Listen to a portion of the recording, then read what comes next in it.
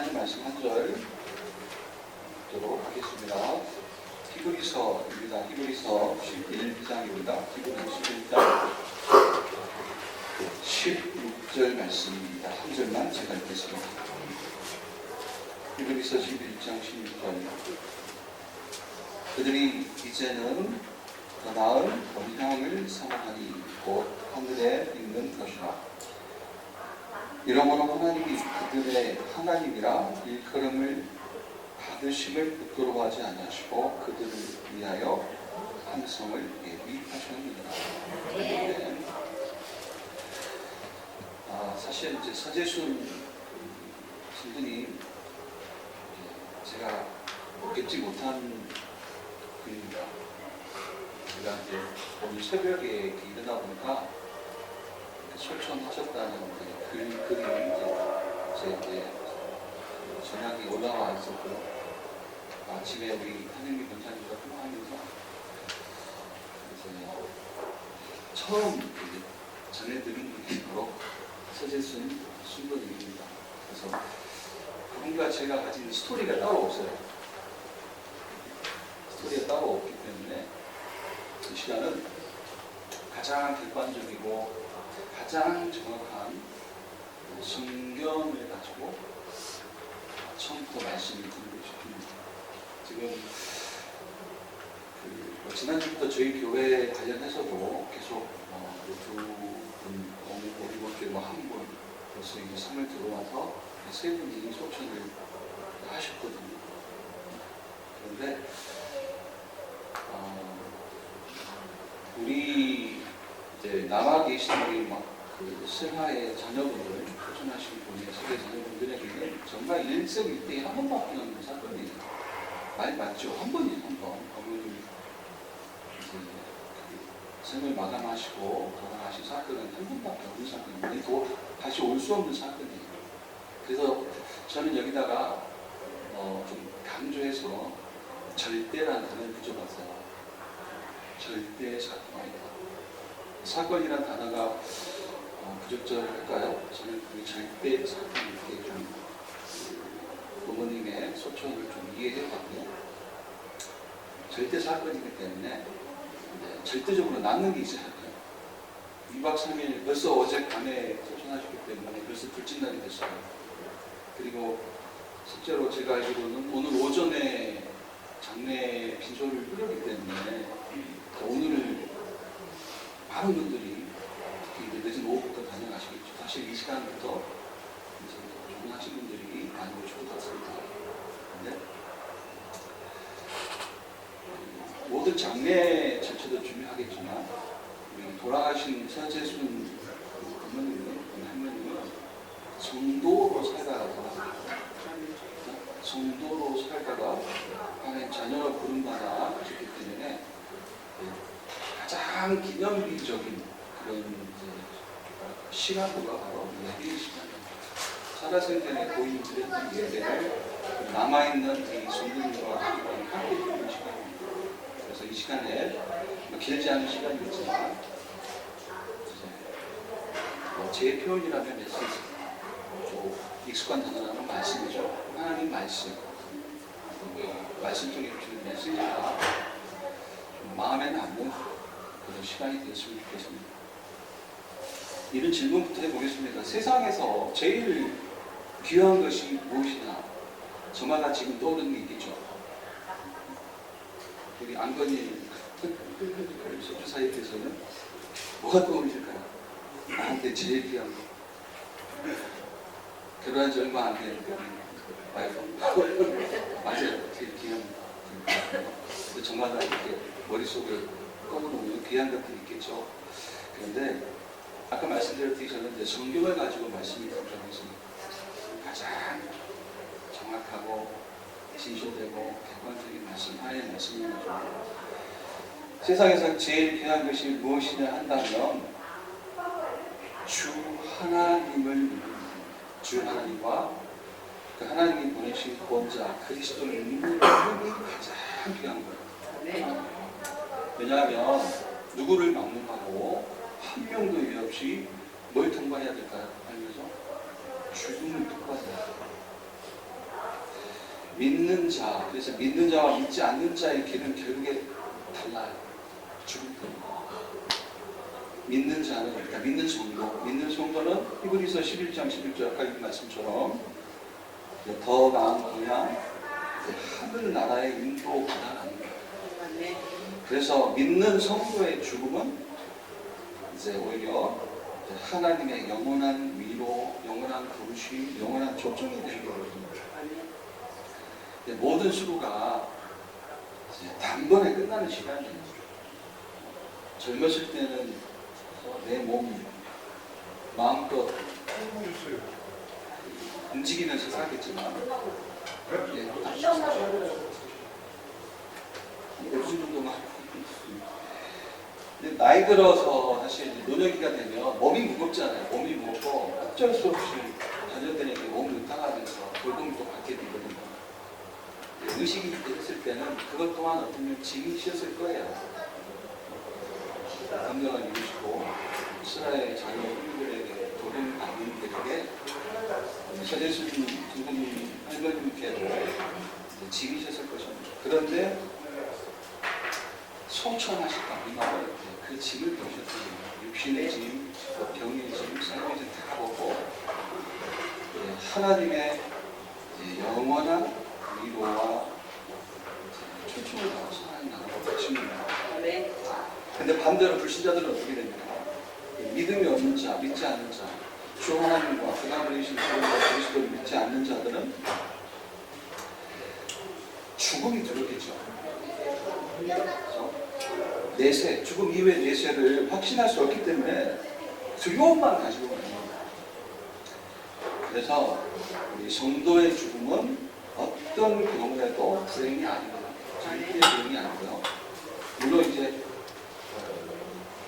어머니, 할머님의 죽음을 당하시는 가족들에게는 좀 각오를 하셨더라도 한순간 또 장례기가 장로위에 며칠 동안은 또 당황스러운 일, 뭐 아쉬운 일, 후회가 되는 일일 수 있겠지만 근데 할머니, 어머니 당사자에게는 불행이 절대 많아요. 어떤 면에도 불행이 아닙니다. 오히려 하나님의 은혜를 받지 못하고 믿음을 준비 못한 것이 불행이죠. 믿음을 준비한 사람에게는 죽음은 절대로 불행이 아닙니다. 분명히 하나님 나중에 말씀대로 믿는 자에게 영원한 도처는 빌립보서 3장 20절 말씀처럼 하나님 나라라는 거예요.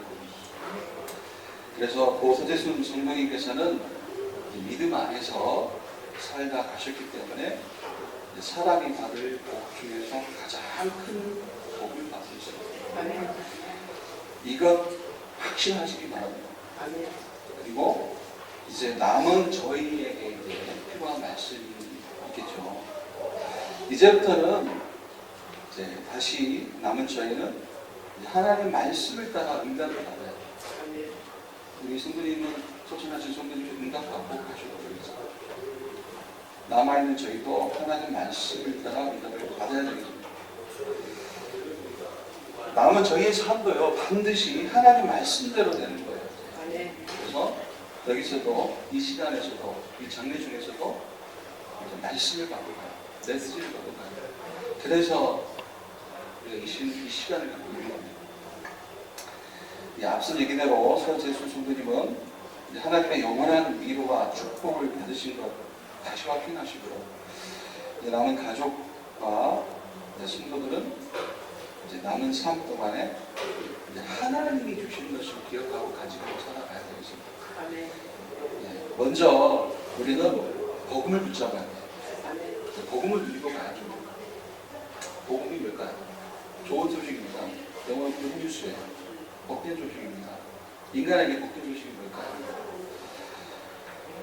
성경이 말하는 복음은 인간의 죄를 해결하는 것. 인간의 죄를 해결하는 것이 복음입니다. 인간의 문제, 세상의 문제는 죄거든요.